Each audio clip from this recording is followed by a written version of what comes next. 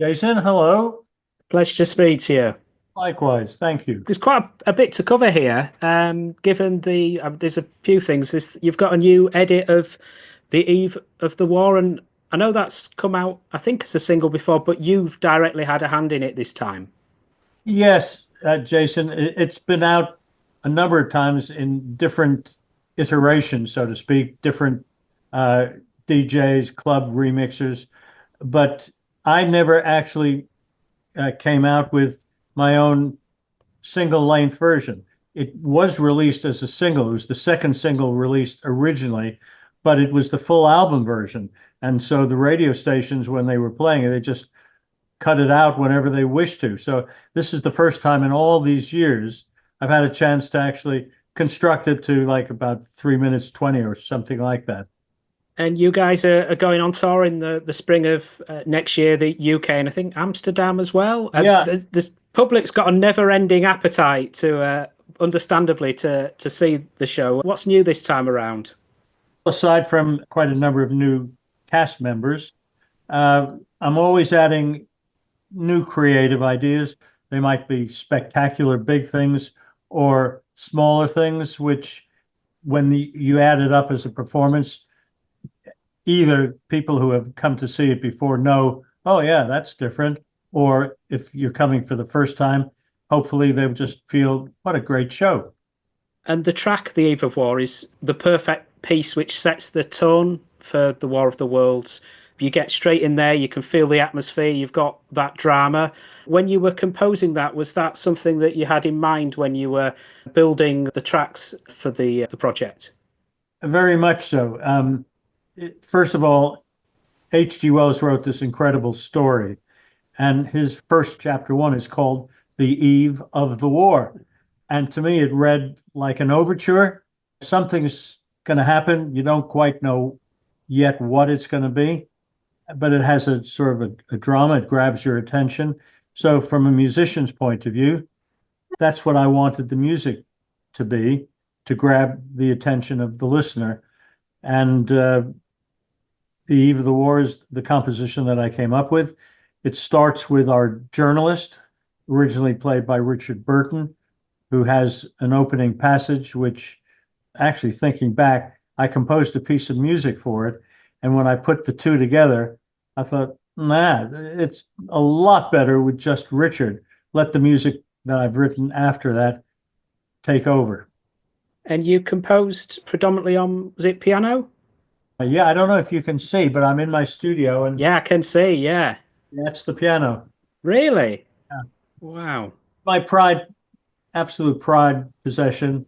I actually started the first draft of the War of the Worlds on an upright piano because I couldn't yet afford to go into Steinway's and purchase a grand piano Model D. But by the time I really got into the War of the Worlds, I was composing on that, and it has stayed with me all these many years.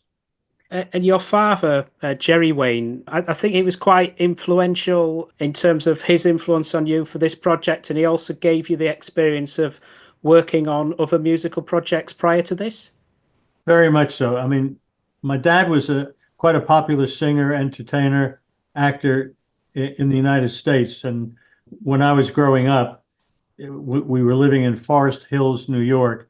It was pretty common for friends of his and my parents to have actors, singers, directors, writers coming over, hanging out, uh, as as well as tennis players. He was a national standard tennis player. So those influences have stayed with me my whole life. And being around creative people has always been fairly natural for me. So uh, I've been thrilled to have a career that's lasted so many years as a composer, musician, conductor, producer, all of those things. Because you're conducting the live shows, aren't you? I have never missed a show since we started in 2006, uh, including we had a West End run in 2016. It was supposed to be a 7 week season, but it got extended by a month because it was doing so well. But we then went back to the arenas in 2018. Yeah, we did 88 shows in the West End. however many hundreds now touring the arenas. And yeah, I've never missed a show. And one of the band members, who's a keyboardist, he's the deputy conductor. And he's gotten really annoyed with me that I haven't come down ill or injured. And he asks me every day when we're touring, "How are you feeling today, Jeff?" And Neil, I'm just fine, thank you. And there is something about your production that connects, because you do stay true to the H.G. Wells template, not only in terms of the songs, but the settings. You've got Victorian London and the south of England, British characters, and then keeping it also in the Victorian times, which has got that lovely combination of kind of sci-fi and Victoriana. Yes, I fell in love with a dark Victorian tale. And when my dad and I were able to meet H.G.'s son, Frank, not to be confused with his brother, who's also named Frank. Frank, the son, inherited all of his dad's rights. So after reading The War of the Worlds, it wasn't available automatically because it was still in copyright. So when we got to meet Frank and his agents, I set up my stall, so to speak, to pitch what I was seeing and hearing. And it was, I think, there were two convincing factors. One, that here was a father and son team, and he was close with his dad, but also as a composer and as the producer of the score, what I wanted to do is to stay true to his dad's work, whereas there had been a couple of successful productions. In 1953, a feature film, and in 1938, a radio production created by Orson Welles. Yeah. No relation. Wells spelt differently as well. But they were set in contemporary American. And I wanted to stay true to H.G.'s Victorian setting, the characters, the places. There was plenty of fabulous storylines that made the whole piece something very special to me. And fortunately, Frank sold to my dad and I all the rights that were available. And off we went. But it was a project that was fraught with, I don't know if jeopardy is the right word, but it was such a grand undertaking. Although you did get some funding from the record label, you were putting up your own money to do something on such a scale?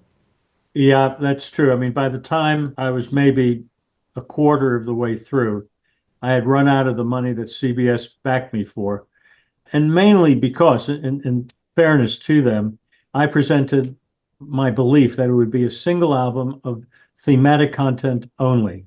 But by the time I was developing it, I realized pretty early on that no, it needed to be a double album. I wanted it to be not just thematic, but to have sung pieces performed by guest artists and an artwork package that accompanied what became this double album.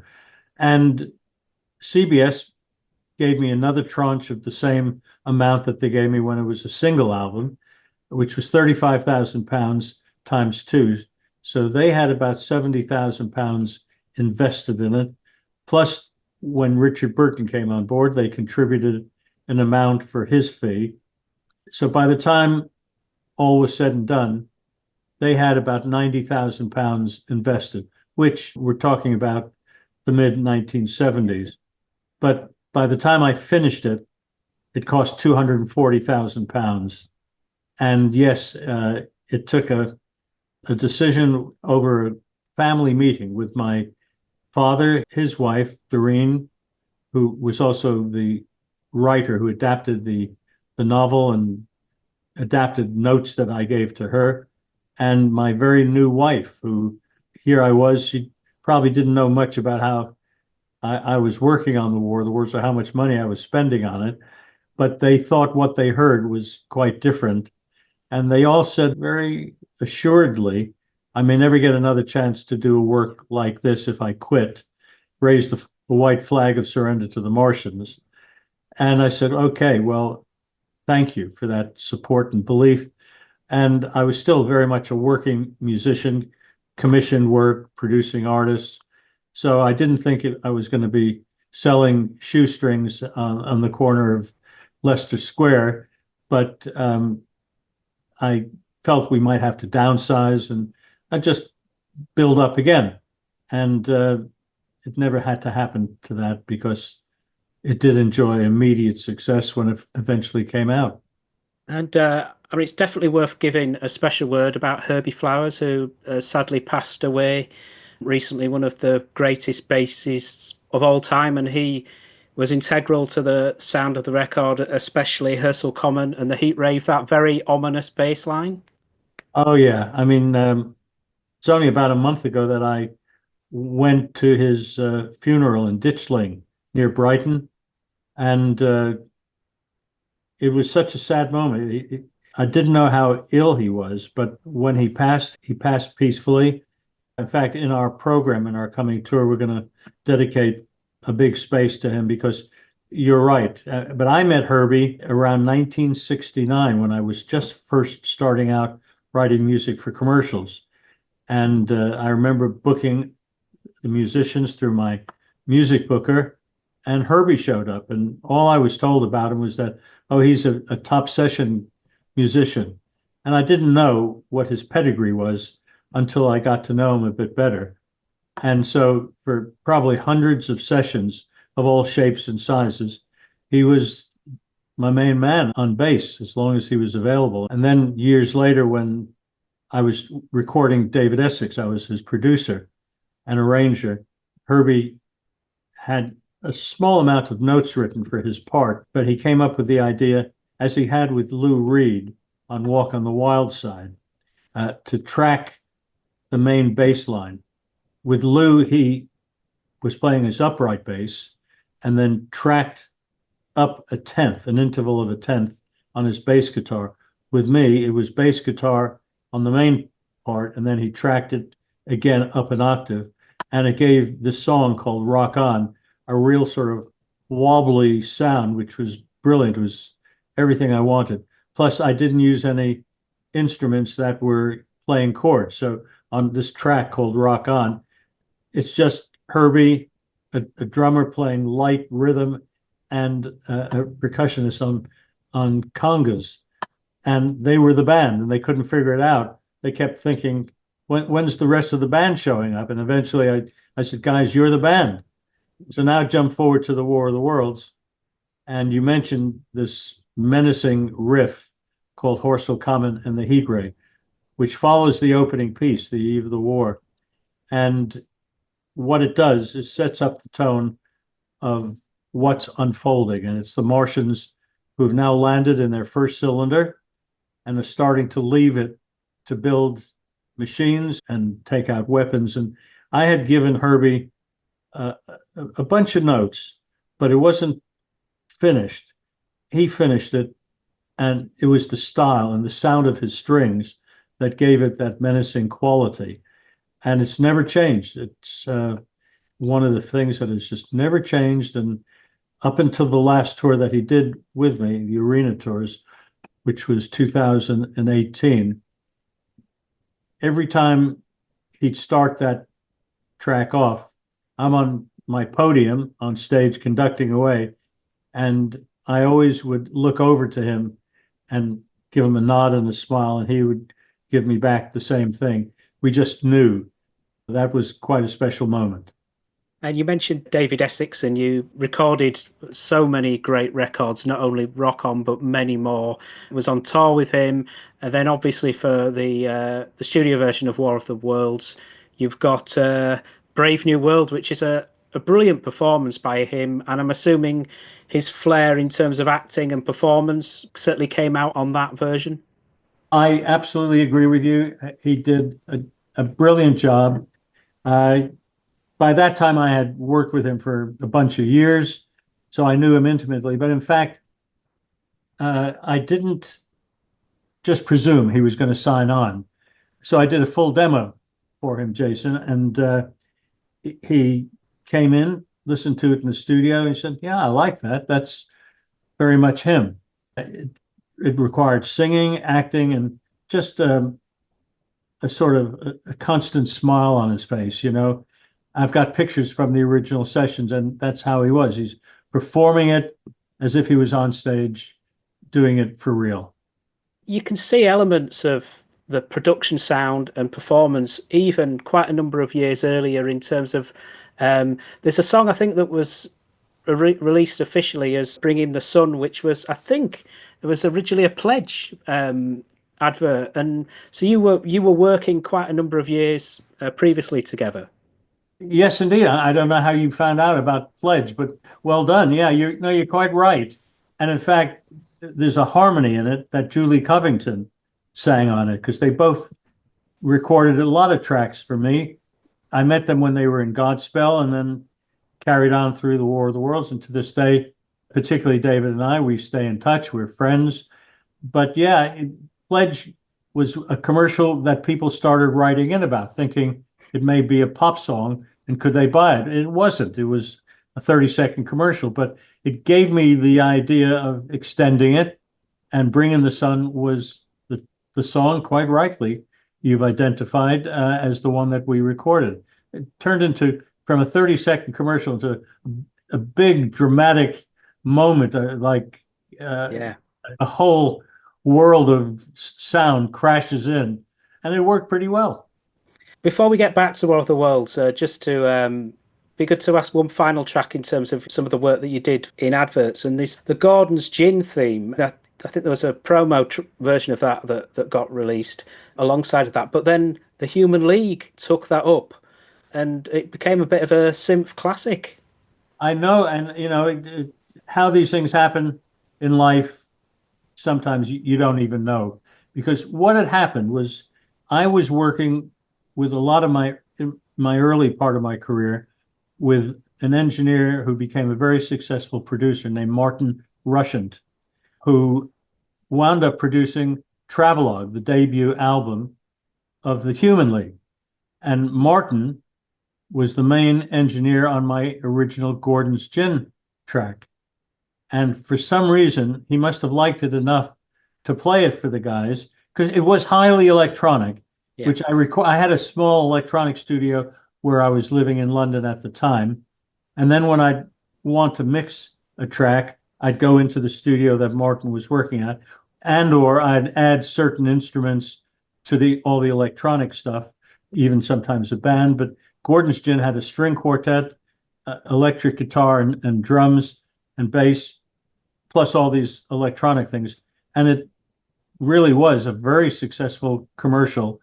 And it became the first commercial ever mixed in quadraphonic sound. Really? Debuted at what at the point in time was the Odeon Marble Arch, which I think today it's a multi-screen, but at that point in time it was like a big cinema.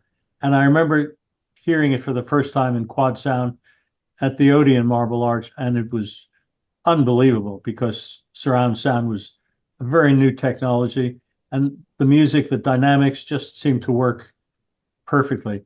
Then the Human League recorded it. Martin, as I said earlier, probably just recommended it, and they liked it.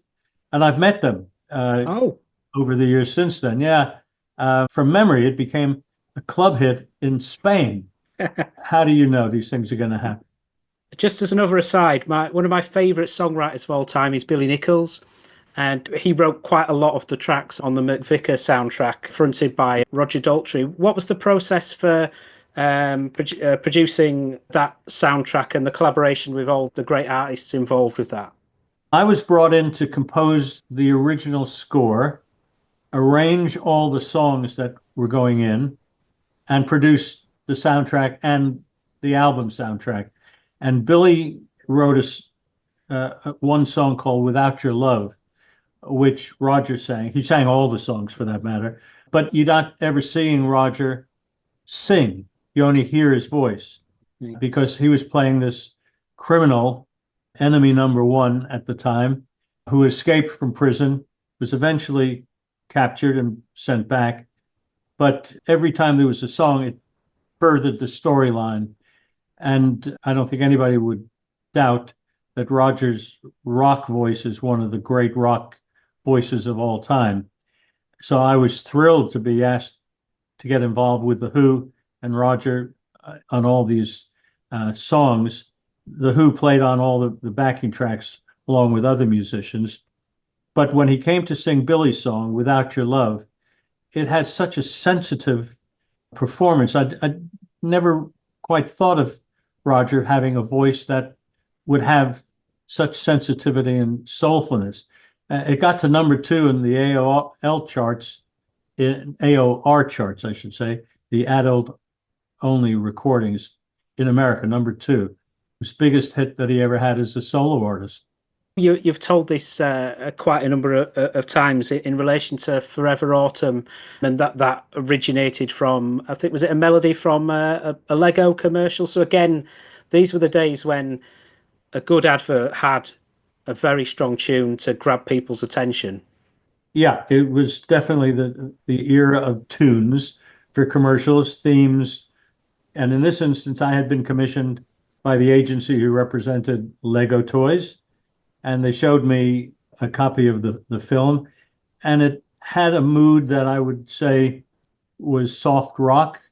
And so I composed this tune, which eventually, when it came out on the airways, again, people started writing and saying, is this a commercial record that we can buy?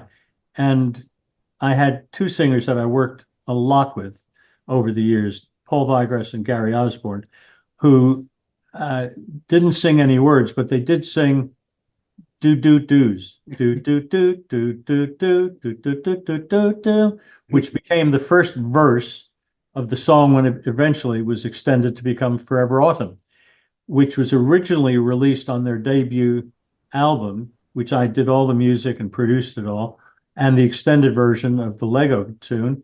So we had Forever Autumn, and it was released as the A side. It was still the era of A sides and B sides on records, physical records, and went to number 3 in Japan, got them a tour. And then years later, I'm at the moment in the story of the War of the Worlds where the journalist, Richard Burton, who's been living in Maybury Hill near Woking in Surrey, and he has a fiancée who's living with her father in London, and he's desperate to find them safety. So he, on foot, makes it into London where they live and discovers that they're not there. And the hook of the lyrics of Forever Autumn is because you're not here.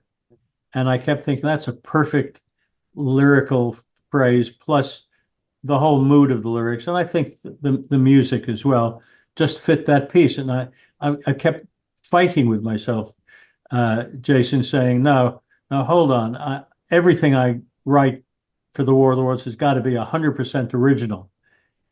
Oh, no, but wait a second. That song's pretty good. And it kept going back and forth. Eventually, I succumbed, and Forever Autumn was placed in it. And I'm so thrilled because it was a key factor in, I think, having one of our 2 big hit singles, attracting Justin Hayward from the Moody Blues to perform that role, and never looked back since. I've previously spoken to Chris Amu, obviously now notable for The Real Thing, and you worked with him on a lot of the demos, including Forever Autumn. There's an outtake called Parson Nathaniel that is absolutely lovely. Was it difficult to drop songs so strong because it just didn't quite fit?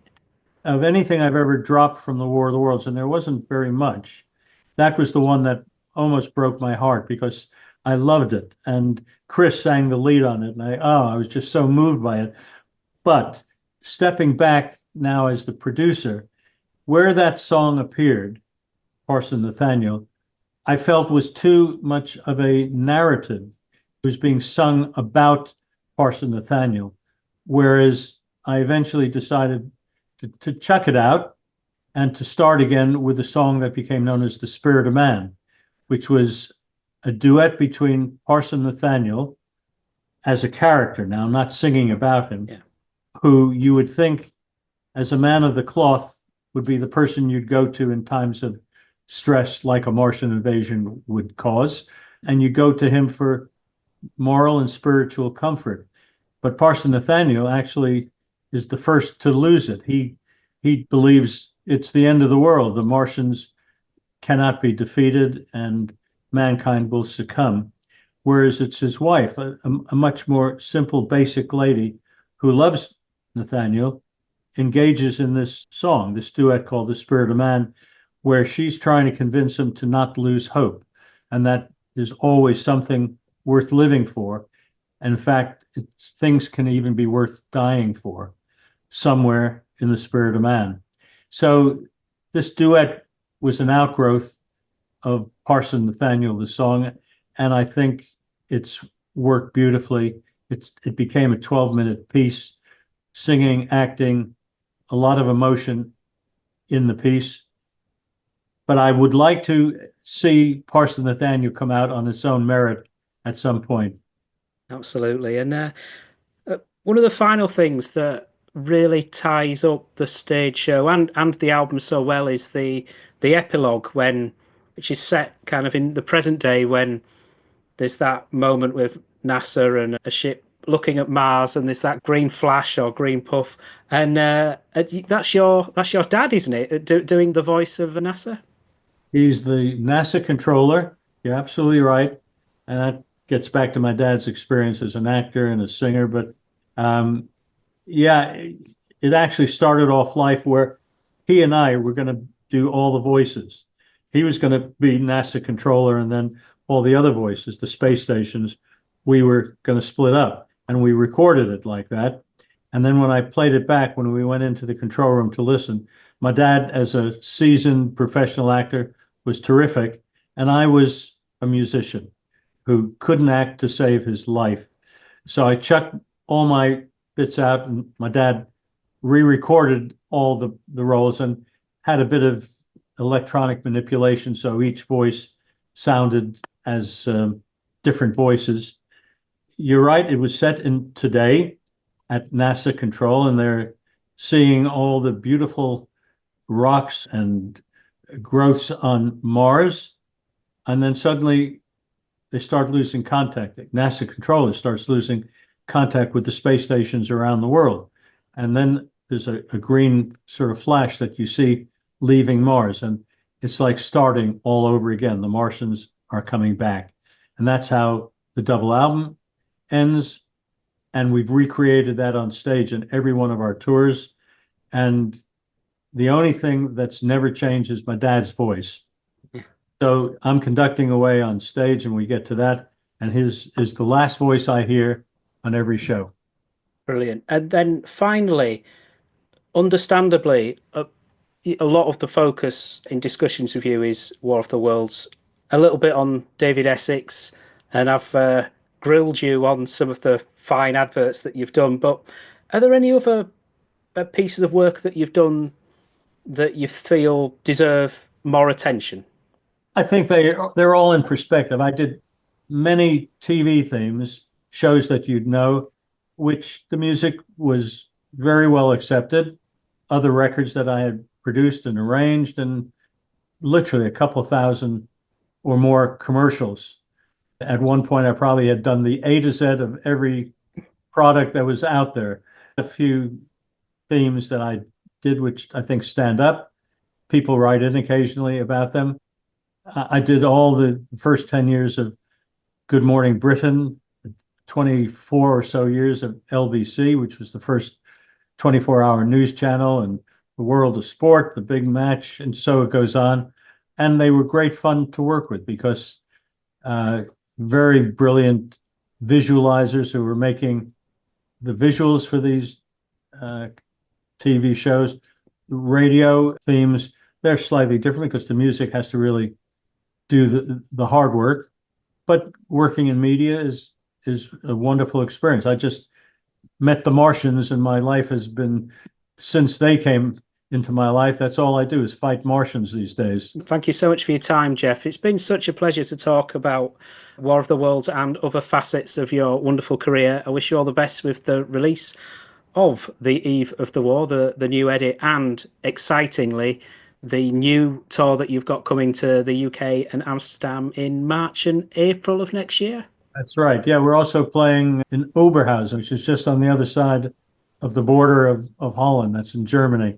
So yeah, those shows have been added. I'm looking forward to it. I love conducting. It's probably the most physical thing that I love doing in music. So it's a treat. Once we finally get there, it's like being on holiday. That's great to hear. Thanks again, Jeff. Take My care. pleasure, Jason. Thank you for inviting me on.